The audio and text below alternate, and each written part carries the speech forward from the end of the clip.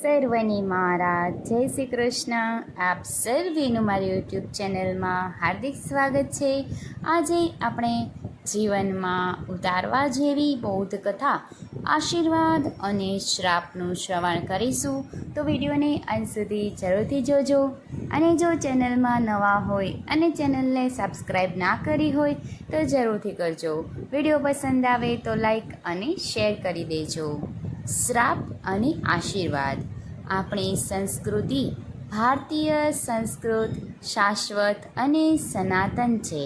આપણી ભારતીય સંસ્કૃતિમાં રામાયણ, મહાભારત જેવા મહાકાવ્યો, શ્રીમદ ભાગવદ્ ગીતા અને શ્રીમદ ભગવત જેવા અદ્ભુત ગ્રંથોથી આપણી સનાતન સંસ્કૃતિનું નિર્માણ થયું છે. આશીર્વાદ અને શ્રાપ એક સિક્કાની બે બાજુ જેવા છે. જ્યારે વ્યક્તિની આધ્યાત્મિક અનુભૂતિ થાય છે ત્યારે તે આશીર્વાદ આપી સમગ્ર સૃષ્ટિનું કલ્યાણ કરે છે. જ્યારે દેવી વ્યક્તિનું અપમાન થાય છે ત્યારે તે શાપ આપે છે. વડીલો, ગુરુઓ અને આપણા સ્વજનો વિવિધ પ્રસંગોપાત આપણને આશીર્વાદ આપે છે. વિદ્યાવાન બનો, યશસ્વી બનો, સુખ સમૃદ્ધિ પ્રાપ્ત થાઓ જેવો પ્રસંગ તેવા આશીર્વાદ અપાય છે. આશીર્વાદથી આપણા સંકલ્પો સિદ્ધ થાય છે, આપણા મનોરથો પૂર્ણ થાય છે. વિશ્વ કલ્યાણ અને જગતના કલ્યાણ માટે આશીર્વાદ અપાય છે. જ્યારે વ્યક્તિ કે સમાજમાં સંસ્કૃતિમાં વિકૃતિ લાવે ત્યારે શ્રાપ આપવામાં આવે છે. આશીર્વાદ એ અંતરની ઉર્જા છે. જ્યારે અંતરની ઉર્જાથી આશીર્વાદ મળે છે ત્યારે સફળતા મળે છે. વિકૃતિને કારણે વિનાશ કે શ્રાપ મળે છે. જે વિદ્વાન હોય, ધાર્મિક હોય, ચારિત્રવાન હોય અને જ્ઞાન સંપન્ન હોય તે જ આશીર્વાદ આપી શકે. જે સત્ય, રજસ અને તમસથી પર હોય એટલે કે ગુણાતીત હોય તેવા લોકો આશીર્વાદ આપી શકે. આપણી ધાર્મિક ગ્રંથો અને પુરાણોમાં દેવી દેવતાઓ પરસ્પર એકબીજાને આશીર્વાદ અને શાપ આપતા જોવા મળે છે. કારણ કે તેઓ આધ્યાત્મિક અને ઉચ્ચ તપસ્યા સિદ્ધિઓથી મુક્ત હોય છે. જન કલ્યાણ માટે કે મલિન તત્વનો નાશ માટે આવર્તવાદ અને શાપ આપવામાં આવતા હોય છે. આશીર્વાદ એ અંતરની ઉર્મી છે, જ્યારે શાપ એ અંતરની વ્યથા છે.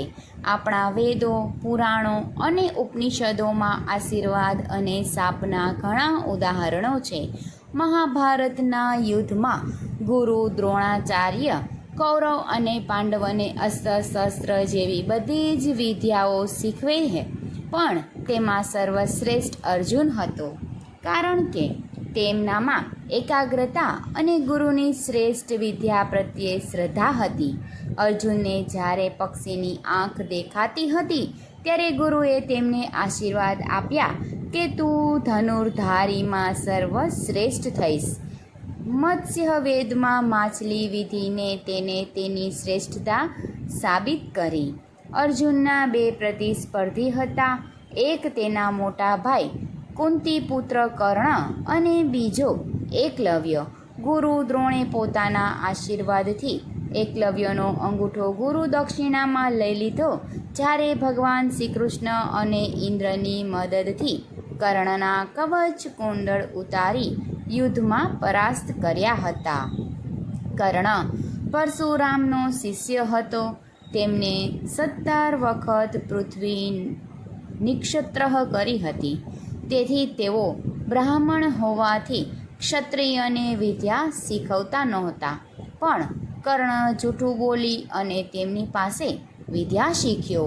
જ્યારે પરશુરામને ખ્યાલ આવ્યો ત્યારે તેમને કર્ણને શ્રાપ આપ્યો કે અણીના સમયે મારી વિદ્યા નિષ્ફળ થશે, અર્થાત યુદ્ધમાં તને વિદ્યાનું વિસ્મરણ થઈ જશે અને તારો પરાજય થશે. આ તેમના શાપની વાત છે. ગુરુને વિદ્યા મેળવવા ધર્મ કે જાતિ છુપાવી એ પાપ છે. તેથી જ શ્રાપ આપ્યો. આશીર્વાદ અને શ્રાપ એક સિક્કાની બે બાજુ છે. ગુરુની ભક્તિથી પ્રેમ સંપ્રદાન કરો તો શ્રેષ્ઠતા મળે છે. ગુરુ સાથે તરકટ કરતા શાપ મળે છે. આપણા રામાયણમાં દુષ્ટોના વધ માટે અને ધર્મની રક્ષા માટે રામે રામ રાજ્યની સ્થાપના કરી. રામ અને લક્ષ્મણ શ્રેષ્ઠ ધનુર્ધર હતા. વિશ્વામિત્ર અને વશિષ્ઠ તેમના કુળ ગુરુ હતા. ધર્મની સ્થાપના માટે રાવણ જેવા અનેક અહંકારીના નાશ માટે તેમને અવતાર ધારણ કરી. કોઈ પણ જગ્યાએ મર્યાદાનું ઉલ્લંઘન ન કરી મર્યાદા પુરુષોત્તમ કહેવાયા. ગૌતમ મુનિ પત્ની અહલ્યા સુંદર હતી. તેથી સ્વર્ગના રાજા ઇન્દ્ર તેમનામાં મોહિત થયા. સમાજ અને ધર્મ વિરુદ્ધ કૃત્ય કરવાથી ગૌતમ મુનિને તેમના શ્રાપ મળ્યા અને પોતાની પત્ની અહલ્યાને પથ્થર બની અને તેના શ્રાપ આપ્યો. આપ ધાર્મિક, સામાજિક કે આધ્યાત્મિક બાબતનું ઉલ્લંઘન થાય ત્યારે દેવો કે દેવીઓ પોતાના તપના બળે શ્રાપ આપતા હોય છે. મંત્ર, વિદ્યા અને તપમાં એટલી તાકાત હોય છે કે તેને બ્રહ્મા પણ ફેરવી શકતા નથી. જ્યારે આપણે ધાર્મિક પરંપરાઓને તોડીએ છીએ તથા સામાજિક બંધનોને તોડીએ છીએ ત્યારે શાપ મળે છે. અભિમાન અને શાકુંતલ નાટકમાં દુષ્યંત રાજા શકુંતલના પ્રેમમાં હતા. શકુંતલા પણ દુષ્યંતના પ્રેમમાં હોય છે. તેઓ સૌંદર્ય આકર્ષણ અને દેહ આકર્ષણમાં ડૂબેલા હોય છે. ત્યારે તે વખતે દુર્વાસા મુનિ ભિક્ષા માંગવા કર્મ મુનિના આશ્રમે આવે છે. ત્યારે શકુંતલા મુનિનો ધર્મ ચૂકી જાય છે. તે વખતે દુર્વાસા મુનિ તેમને શ્રાપ આપતા કહે છે કે હે શકુંતલા, તું જેને યાદ કરે તે તને ભૂલી જશે. આ શાપ સાચો પડે છે. દુષ્યંત અને શકુંતલા મુનિના શ્રાપથી એકબીજાને ભૂલી જાય છે. ઋષિ ધર્મ ચૂકવાથી તેમને શાપના પરિણામ ભોગવવું પડ્યું. અભ્યંત શકુંતલા નાટક આપણને ધર્મ ભાવના, અતિથિ સત્કાર અને આદર સત્કાર કરવા સૂચવે છે. મહાભારતના યુદ્ધમાં બલરામ ગુરુના બે શિષ્યો દુર્યોધન અને ભીમ સામ સામે ગદા યુદ્ધ ખેલે છે. કોઈ પણ પરાજિત થતા નથી. ત્યારે ગુરુ બલરામ દુર્યોધનને ભીમને કેવી રીતે પરાજિત કરવો તે શીખડાવે છે. તેવામાં ભગવાન શ્રી કૃષ્ણ આ ગદા યુદ્ધ જોવા આવે છે. પોતાના મોટા ભાઈ બલરામને યુદ્ધના નિયમો સમજાવે છે. પક્ષપાત ન કરવા જણાવે છે. ત્યારે બલરામ કહે છે કે દુર્યોધન મારો પ્રિય શિષ્ય છે. શ્રી કૃષ્ણ પોતે સત્યના માર્ગે હતા. બલરામને વિનંતી કરે છે પણ બલરામ માનતા નથી. તેથી શ્રી કૃષ્ણ ભીમને દૂરથી ઈશારો કરી દુર્યોધનની સાથળ પર ગદા મારવા જણાવે છે. ગદાના પ્રહારથી દુર્યોધન પરાજિત થાય છે. ભગવાનને સત્યનો પક્ષ લીધો હતો. દ્રોણાચાર્ય, કૃપાચાર્ય કુલગુરુ હોવા છતાં અસત્ય અને અન્યાયનો સહારો નહોતો લીધો. ભીષ્મ પિતામહ અને ગુરુ દ્રોણાચાર્ય પોતાના શિષ્યના હાથે પરાજિત થવામાં પોતાની મહાનતા સમજે છે. શ્રી કૃષ્ણ કહેવાથી તેમને કર્મ કર્યું તેઓ પોતાનું અહોભાગ્ય માને છે. છેલ્લે ગાંધારી મહાભારતનું યુદ્ધ સમાપ્ત થતાં કૌરવ વંશનો નાશ થતાં દુઃખી થાય છે. તે વખતે શ્રી કૃષ્ણ ગાંધારીને સમજાવે છે. ત્યારે ગાંધારી ક્રોધમાં સમસ્ત યાદવ કુળનો નાશ થાય તેવો શ્રાપ આપે છે. આમ આશીર્વાદ અને શ્રાપ એ આપણને જીવનમાં ઘણું બધું શીખવી જાય છે. આપણે કયા કાર્યો અને કયા કર્મો કરવા જોઈએ કે જેથી આપણને આશીષ પ્રાપ્ત થાય. પછી તે ગુરુના, વડીલોના કે પ્રભુના આશીષ હોય અને શ્રાપ પ્રાપ્ત થાય તેવું કાર્ય ન કરીએ કે જેથી કરી અને આપણે જીવનમાં સુખ, શાંતિ અને સમૃદ્ધિને પ્રાપ્ત કરી શકીએ.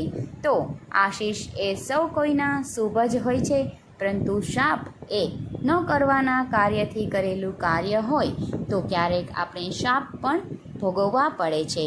અને શાપ છે એ જો ગુરુ દ્વારા કે ઈશ્વર દ્વારા આપવામાં આવ્યા હોય કે કોઈ સાચી વ્યક્તિ દ્વારા તેની આંતરડી દુભાઈ અને નિશાસો કે શ્રાપ નીકળેલા હોય તો તે અવશ્ય આપણે ભોગવવું જ પડે છે. તે આપણે મહાભારત, રામાયણ જેવા ગ્રંથોમાંથી શીખી શકીએ છીએ. તો આપણે સૌ કોઈ શુભ કર્મ કરી અને જીવનમાં ફક્ત વડીલોના, ગુરુના અને ઈશ્વરના આશીષ પ્રાપ્ત કરી અને આપણા જીવનને સાર્થક કરીએ. મનુષ્ય અવતાર એ વારે વારે આવતો અવતાર નથી. તેથી એક વખત જ્યારે મનુષ્ય આપણને મળ્યો છે તો આપણે આ સંસારમાં સારા કાર્યો કરીએ અને સૌના આશીષ પ્રાપ્ત કરીએ. તો બધાને મારા જય શ્રી કૃષ્ણ.